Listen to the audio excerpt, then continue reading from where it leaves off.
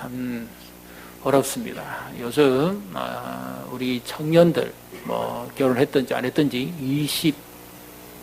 20대, 30대가 제일 많이 선호하는 것이 있습니다. 저도 이것을 보고 결과를 보고 처음에 깜짝 놀랐는데요. 전혀 뜻밖의 저거였어요. 20대, 30대 자녀를 두신 분, 또 혹시 그와 같이 이렇게 하신 분, 소망이 뭔지 아십니까? 20대, 30대? 네. 좀 결혼이 아닐까 그래 생각했습니다. 근데 지금은 결혼이 아니고 내 집 마련이 꿈입니다.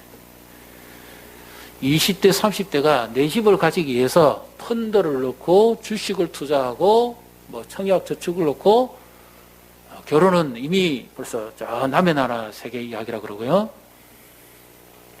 혼자 살든지 어떻게 살든지 지금 집 마련하는 게 그들의 수군 사업입니다. 그래서 어떤 유명한 어떤 그 코미디 프로그램 한번 나왔죠. 내 직장에서 지금 주는 월급 가지고 60평생 일해도 집 못 산다. 지금 우리나라에서 일어나는 파동이 그냥 일어나는 게 아닙니다. 그래서 제가 우연히 어떤 청년 대표자하고 어떤 앵커하고 진행하는 그 자담회를 한번 본 적이 있는데 거기서 청년이 이런 말을 했습니다. 너무 충격적인 이야기를 했어요. 지금 이렇게 내 집 마련하기가 어렵고 힘든데 그러면 우리는 과연 어디 가서 살아라는 말이냐. 시스템이 너무 많이 나고요. 과연 우리는 중심 도시에서 살지 말고 아예 저 외곽지 가서 살아라. 그런 식의 청년의 지금 막 분노가 막 일어납니다. 그래서 청년들이 어떻게든지 세상에서 성공하고 출세하고 빠르게 빨리 형통하기 위해서 그들은 지금 시간을 아끼고 몸을 막 저걸 하면서 펀드를 한 개라도 더 넣고 그 시세 차익 하나 있잖아요. 얼마나 그 날카롭고 예민합니까? 조금 더 마음의 여유가 없어요. 그러니까 각박한 세상이에요. 그러니까 이기적입니다. 자기 중심으로 살아가지. 세상이 갈수록 메마릅니다. 이런 어려운 때를 우리가 살아갑니다. 이럴 때 우리가 가지고 있는 그리스도인이 가지고 있는 꿈은 하나님을 감동시키는 겁니다. 하나님을 기쁘시게 하시기를 주님의 이름으로 축복합니다. 하나님께 소원을 두고 사십시오. 그러면 우리 안에서 착한 일을 시작하시니까 그리스도 예수 날까지 그것을 이루실 줄 믿으시기를 바랍니다. 우리의 꿈은 내 집 마련이 아니에요. 세속적 꿈이 아닙니다. 하나님을 감동시키는 거예요. 20대, 30대가 아니라 100세라도 우리에게 주어진 꿈은 하나님을 감동시키는 거예요. 지금 세입자들 또 주인들 다툼 많지요. 또 집 가진 사람들은 세금 더 많이 내라 그러고 여러 가지 어려운 일이 많습니다. 이 이후에는 제가 다 일일이 말씀 못 드리지만 하여튼 배경은 그런 원리가 작용한다는 것에 관해서 말씀을 드립니다. 그래서 오늘도 우리를 찾아오시고 어렵고 힘든 때지만 우리의 마음을 붙드시고 우리를 인도해 가시는 그 선한 목자 되신 그 주님을 만나시는 복된 예배가 되시기를 주님의 이름으로 축복합니다. 요셉이 결혼을 했습니다. 온 제사장 보디베라의 딸 아스나가 결혼해서 두 자녀를 낳습니다. 한 아이는 머나세, 한 아이는 에브라임입니다. 결혼을 해서 아신 분 잘 아시죠? 첫 아이 낳았을 때 이름 짓는 거 얼마나 어려운지 모릅니다. 성경을 다 찾아봅니다. 기도합니다. 국어사전 다 찾습니다. 한문을 옥편을 다 찾아봅니다. 그럼 마음에 드는 이름이 나왔는데 또 생각해 봅니다. 어렸을 때는 좋은 이름인데 나이 들었을 때도 과연 부를 수 있을까? 샛별이라는 이름이 나이 들면 부르겠어요?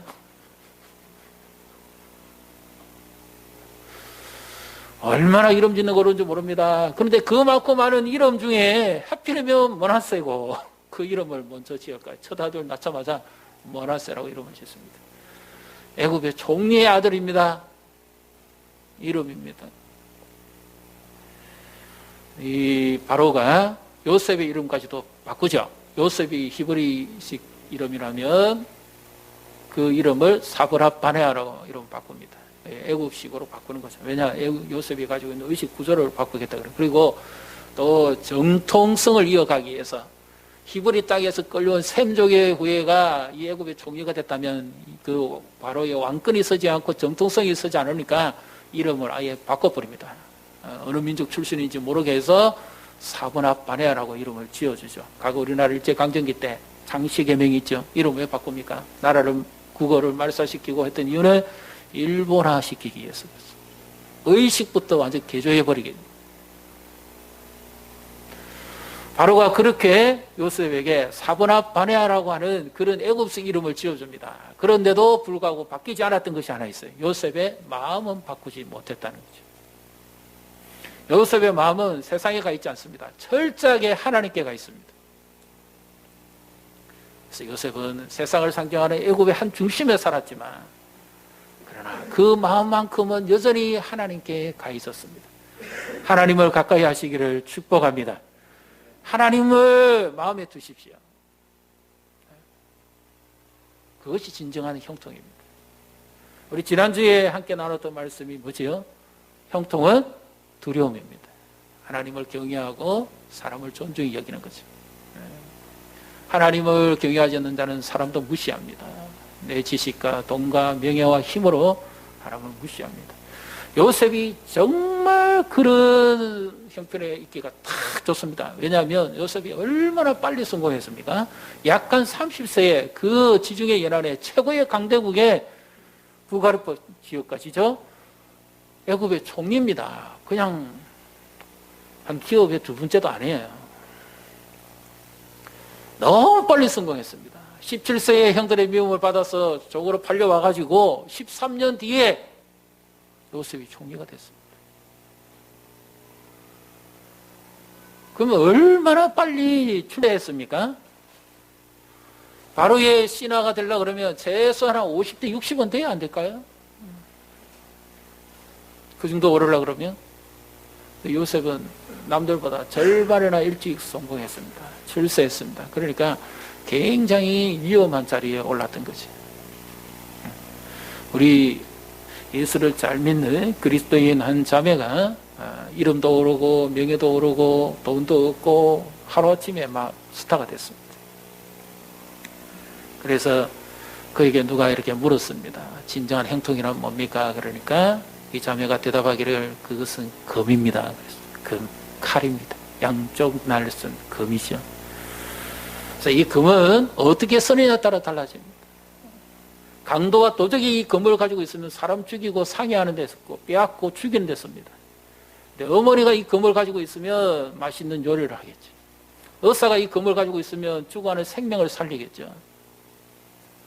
하나님이 금을 주셨는데 이 금을 어떻게 쓰느냐, 누가 쓰느냐에 따라서 완전히 그 결과가 다르게 나타납니다.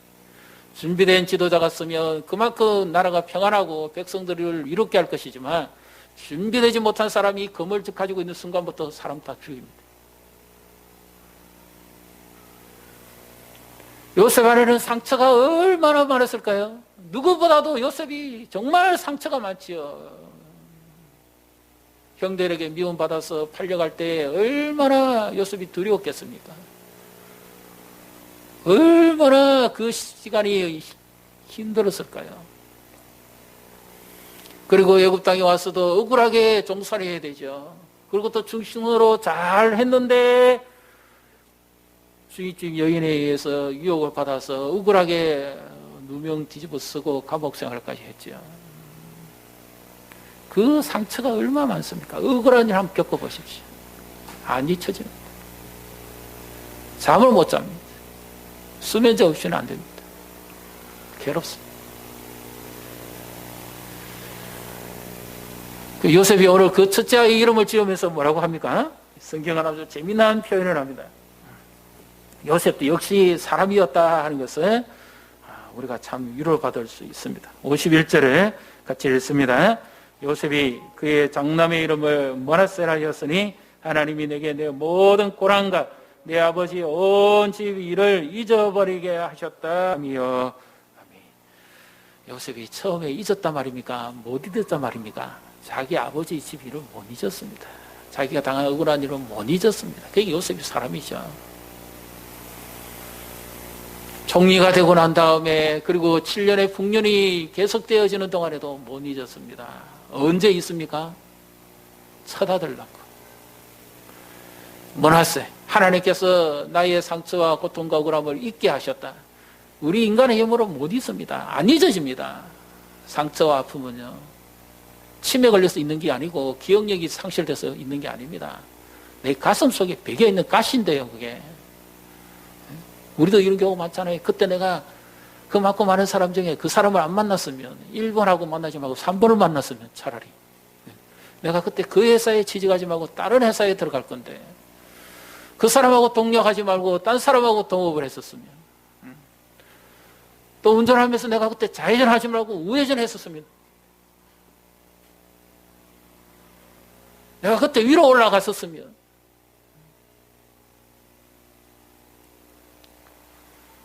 얼마나 후회할 일이 많습니까? 사람 때문에 받은 상처와 아픔이 얼마나 많습니까? 그것이 전부 가시로 배겨 있습니다.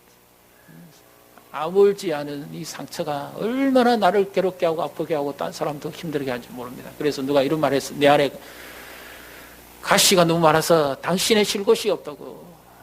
우리는 가시가 많습니다. 상처와 아픔과 억울함과 고통과 힘듦의 상처가 얼마나 많은지 모릅니다. 우리 중에 상처 없이 지나온 사람은 한 사람도 없습니다. 다 상처가 있습니다. 크고 작은 상처가 다 있습니다. 억울함도 다 있고요. 물질적 손해를 입힌 사람도 있을 것이고 인격적 손해를 끼친 사람, 상처 준 사람도 있을 겁니다. 얼마나 많은 상처, 아픔, 억울한 인생 얼마나 우리가 많이 그렇습니까? 근데 요셉도 역시 마찬가지였어요. 못 있습니다. 얼마나 괴로운 날들이 지속되었을까요? 첫 아들 낳을 때까지. 그래서 그 첫 아들을 낳으면서 비로소 요셉이 하나님께서 있게 하셨다. 우리 상처 아픔은 하나님이 치유해 주신다는 것을 믿으시기를 바랍니다. 하나님이 고치지 않으시면 우리는 상처 아픔이 계속됩니다. 괴롭습니다. 골마 터집니다. 하나님의 은혜를 경험해야 비로소 상처가 뽑힙니다. 힘든 환경, 원망하고 운명을 탓할 것이 아니라 어떻게 내가 믿음으로 반응할 것인가, 이것이 중요하죠. 요셉은 그 환경 가운데서도 거룩함을 지키고 하나님을 향했습니다. 그랬더니 하나님께서 그와 형통케 하시고 그가 이 어려운 가운데서도 하나님을 바라보고 하루하루 살아가니까 하나님이 은혜로 그 가시를 다 뽑아주는 거죠. 처음에 요셉도 생각해 봤을 거 아닙니까? 형들이 나를 팔지 않았으면, 그 다음에 에집트에 오지 않았으면, 그리고 보디발의 집에 오지 않았으면, 그 여인이 나를 유혹하지 않았으면 얼마나 많은 그런 뼈아픔에 그 눈물을 많이 흘렸을까요? 한숨, 소름. 어떤 중역 회장이요, 그 기업의 회의를 진행하면서 갑자기 한숨을 후 쉬더랍니다. 왜 합병이에요, 이게? 자기 안에 상처입니다. 그 누구보다도 치료되지 못한 마음을 요셉이 가지고 있었으면 어떻게 그 백성들을 섬길 수 있었겠습니까? 하나님께서 그 상처의 가시도 하나하나를 다 뽑아내는 거예요. 그래서 역으로 생각해 봅니다. 그 옥에 갇히지 않았다면 바로의 두 신하를 장관을 만날 수도 없었을 것이고, 그 장관들을 만나지 않았다면 바로 앞에 갈 수도 없었을 것이고, 한편은 고난이고 아픔이고 억울함이었는데 한편은 또 하나님의 섭리요 손길이었어요. 하나님의 역사를 이루어가기에 가장 빠른 길, 한편은 고난인데 한편은 손길이었어요. 요업에게도 마찬가지죠. 하나님께서 요업에게 왜 시험 당하게 하는지 말씀하시지 않습니다. 그런데 문제는, 결론은 뭡니까? 요업을 강하게 하시고 난 다음에 하나님께서 새로운 일을 이루어 가시죠. 제가 어느 한 저걸 봤는데요, 고목타기 경주가 있습니다. 그런데 이 반듯한 나무는요 못 올라갑니다. 미끄러지고 떨어지고 자빠지는데, 그거 올라가는 비결이 하나 있습니다. 상처를 내고 올라가는 거예요. 그러면 쫙 위에까지 올라갑니다.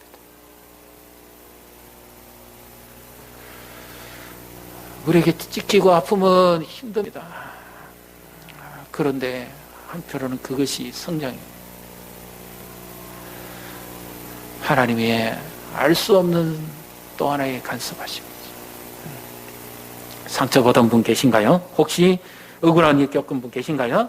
그렇다면 내 힘으로는 치료가 안 됩니다. 하나님께서 내게 은혜를 베푸신 거, 나는 아까 우리 가사에 나왔죠. 영상에서 질그릇같이 깨어지기 쉬운 존재인데 주께서 내게 보배를 심어주심으로 내가 보배하게 됐죠. 예수의 생명이 우리 안에 있는 줄 믿으시기를 바랍니다. 어떠한 상처와 아픔 속에서도 능히 극복하고 이길 수 있는 그 능력을, 예수의 생명을 주께서 우리에게 주신 것입니다. 그래서 우리는 내 힘으로는 상처와 아픔을, 과거를 못 잊어냅니다. 하나님이 은혜를 베풀어 주실 때 비로소 이 상처가 치유되어지고 하나님의 은혜 속에서 기쁨이 넘칠 때 과거의 모든 것이 다 치유가 됩니다. 그래서 옛날 일을 다 잊어버리고 보라 내가 새롭게 할 것이라고 지나간 일을 다 잊어버리고 하나님의 역사하심 앞에 우리 자신을 십자가에 묻어두고 수만 바라볼 때 주께서 우리의 상한 마음을 치유하신다는 것을 믿으시기를 바랍니다. 이제 이 요셉의 자녀의 이름이 의미가 있죠. 거기 보면 첫 아들, 둘째 아들 전부 다 의미가 뭡니까? 하나님이 들어갑니다.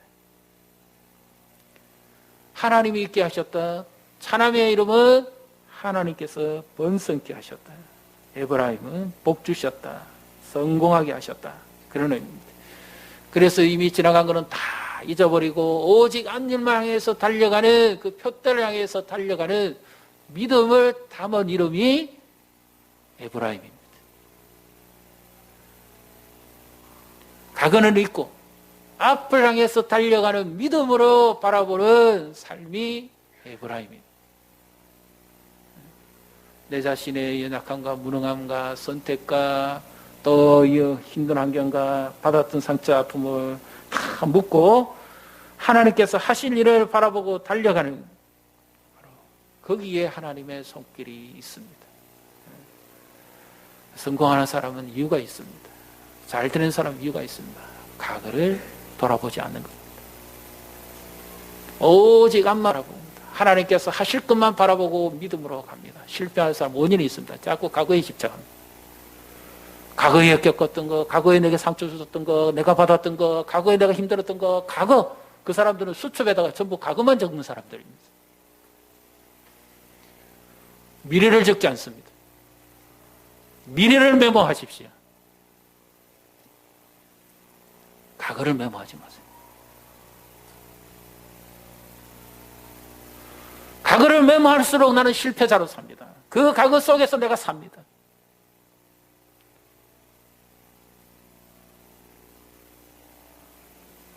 미래를 메모하셔야 돼요. 하나님이 하실 일을 바라보고 믿음으로 살아가는 사람이 미래를 향해서 살아가는 사람인 줄 믿으시기를 바랍니다.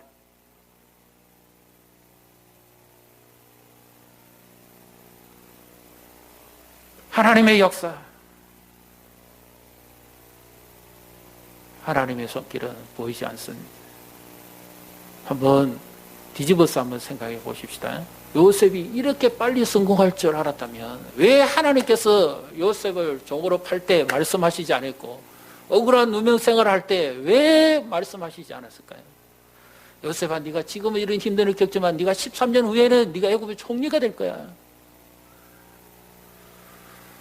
네가 세계적인 사람이 될 거야. 모든 사람이 너를 부러워하는 자가 될 거야. 하나님 말씀해 주셨습니까? 안 해주셨습니까? 안 해주십니다. 내일 일을 아무도 모릅니다. 부모도 모릅니다. 자녀의 일을. 우리 자신도 모릅니다. 이 자리에 계신 분들 내일 일을 알고 사십니까? 아무도 내일 일을 알고 사는 사람 없습니다. 솔로몬도 몰랐는데. 일의 결국을 다 들어보니까 비로소 하나님께서 결정을 내리시는데 하나님을 경외하게 산 사람과 그렇지 못한 사람, 하나님이 우리에게 영혼을 사모하는 마음을 주시되 내일 일을 알지 못하게 하신 겁니다.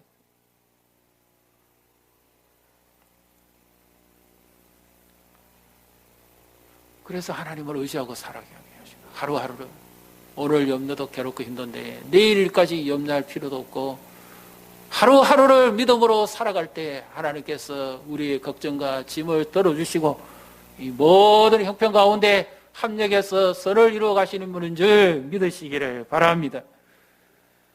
하나님이 행하시는 거죠. 과거도 하나님이 있게 하고 앞으로 미래도 하나님이 인도해 가시고, 하나님의 약속은 분명합니다. 그래서 이스라엘 백성들에게 나오는 축복이 하나 있죠. 에브라임 같고 므낫세 같으라. 그 중심에 하나님이 계십니다. 하나님을 의지하고 사는 것이 진정한 능력이고 형통이고 복이라는 사실을 믿으시기를 바랍니다.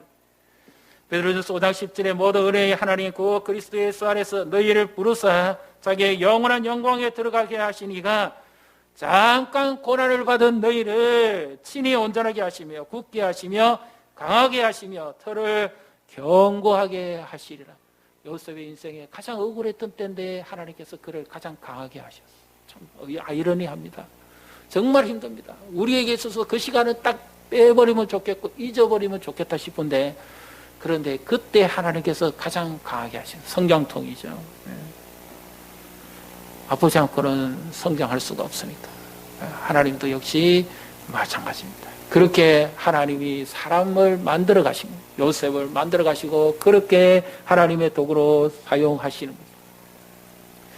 오늘 우리도 마찬가지입니다. 하나님 우리를 쓰시기 전에 사람을 만들어 가시고 그의 인격을 빚어 가시고, 그리고 그 한 사람을 통해서 하나님의 놀라운 역사를 이루어 가신다는 것을 믿으시기를 바랍니다. 이런 자녀들이 되시기를 축복합니다. 지금 어렵죠? 지금 한번 보십시오. 이 지도자들이, 세계적인 지도자들의 그 자질들을 한번 보세요. 그 모습들을 한번 보세요. 과거의 지도자들하고 많이 다르지 않습니까? 너무 차이 나죠, 지금. 하나님을 두려워하고 사람을 존중할 줄 아는 사람들은 그 시대에 다 형통했습니다. 하나님을 두려워하지 않고 사람을 우습게 여기는 사람은 망합니다.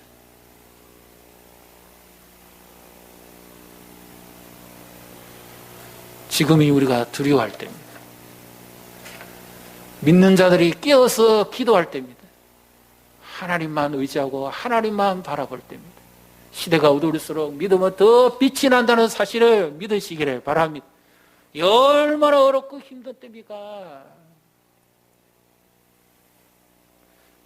하나님은 이런 때에 믿음의 보배를 찾습니다. 세상이 온 사막이라도 그 사막에 있는 진주 하나가 묻혀져 있다 하더라도 하나님은 그 진주를 찾아서 사용하십니다. 우리가 살아가는 이 세상이 사막 같습니다. 온통 황폐하고 벌어진 것 같습니다. 그러나 우리의 믿음은 진주와 같이 보배와 같이 빛난다는 사실을 믿으시기를 바랍니다. 하나님께서 우리 연약함도 아시지만 하나님이 동행하시고 보호해 주심으로 마침내 하나님의 뜻을 이루어 가시는 거죠. 요셉도 몰랐습니다. 우리의 미래는 아무도 모릅니다. 그러나 하나님의 약속의 말씀을 믿고 살아가는 자에게 하나님은 좋은 것으로 채우시고 응답하실 줄 믿으시기를 바랍니다. 혹시 이런 생각 들지 않습니까? 링컨에게 있어서 스탠턴이라는 사람은 정말 악질이고 원수입니다. 그건 정말 만나지 말아야 될 존재였어요. 얼마나 많이 괴롭히고 얼마나 많이 치명타를 먹입니까? 아무리 뛰어난 복서라도요, 강펀치 맞아서 쓰러지기도 하지만 잔펀치 자꾸 맞으면 쓰러지지 않을 사람 없습니다. 링컨이 얼마나 그 한 사람 때문에 혹독하게 당했습니까?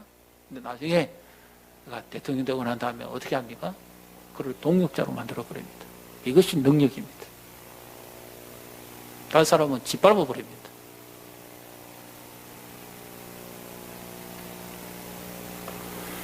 링컨을 링컨 되게 하신 분은 하나님이지만 링컨을 링컨 되도록 도구로 만들어 곁에 있는 사람은 스탠턴입니다.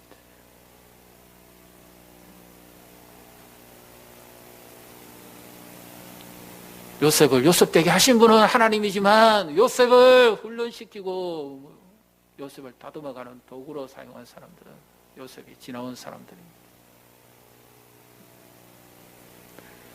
그래서 그 모든 서름과 억울한 시간들과 고통의 눈물의 시간들을 요셉이 하나님이 하셨구나. 하나님께서 나를 하나님의 사람 만들게 하시기 위해서 이렇게 하셨구나. 내 안의 상처가 이렇게 많은데도 불구하고 하나님께서 나를 빚어가시기 위해서 그렇게 하셨구나. 우리는 주의 손에 빚어가는 질그릇임을 믿으시기를 바랍니다. 약합니다. 주님을 놓치고 우리는 살아갈 수가 없어요. 어떠한 고난과 어려움과 힘듦과 오해와 누명과 답답함 속에서도 예수의 생명이 우리 안에 있기에 그 예수님이 우리를 붙들어 주시면 우리는 다시 일어날 수 있다는 사실을 믿으시기를 바랍니다. 그래서 요셉의 마음은 예수님이 담겨 있습니다. 요셉은 약한 자예요. 요셉의 마음에는 예수님이 계신 거죠. 요셉이 고난받습니다. 억울하게 20년에게 팔려갑니다. 예수님은 억울하게 죄도 없으신데 신문을 받습니다. 가룟유다의 배신에 의해서 은 30냥에 팔려갑니다. 감옥에 들어갑니다. 요셉은. 예수님은 십자가를 지십니다. 명예로운 옷이 다 벗겨지고 제수의 옷이 입혀집니다. 예수님은 죄도 없으신 채 발가벗겨지십니다. 가장 낮은 자리까지 낮아지시고 예수님은 십자가를 지시고 부활을 승리하십니다. 우리 인생에 때로는 하나님이 침묵하시더라도 하나님이 보이지 않으시는 하나님이 역사하지 않는 것도 아니고 하나님은 하나님의 그 뜻을 이루어 가신다는 사실을 믿으시기를 바랍니다. 그래서 어두울수록 하나님을 가까이 하고 하나님을 의지하는 자를 하나님이 높여주시는 거죠. 요셉을 통해서 하나님이 어떤 분인지를 보여주시기를 하나님은 원하셨습니다. 하나님이 우리에게 원하시는 한 가지입니다. 우리가 하나님에 대한 하나님을 감동시킬 때 하나님이 기뻐하시는 것처럼 하나님은 우리를 통해서 하나님을 보여주시기를 원한다는 것을 믿으시기를 바랍니다. 세상을 하나님이 주관해 가시는데 어떻게 해요? 믿는 우리를 통해서 하나님이 세상을 움직여 가시기를 원하십니다. 그래서 우리는 이 시대의 요셉입니다. 나이가 젊어서 요셉이 아니고 하나님의 은혜를 받고 살아가기 때문에 우리는 요셉입니다. 그래서 하나님은 중심에서 자기를 찾는 자를 가까이 하시고 하나님은 그와 함께 해주셔서 하나님 살아계심을 온 세상에 보여주시기를 원하는 거죠.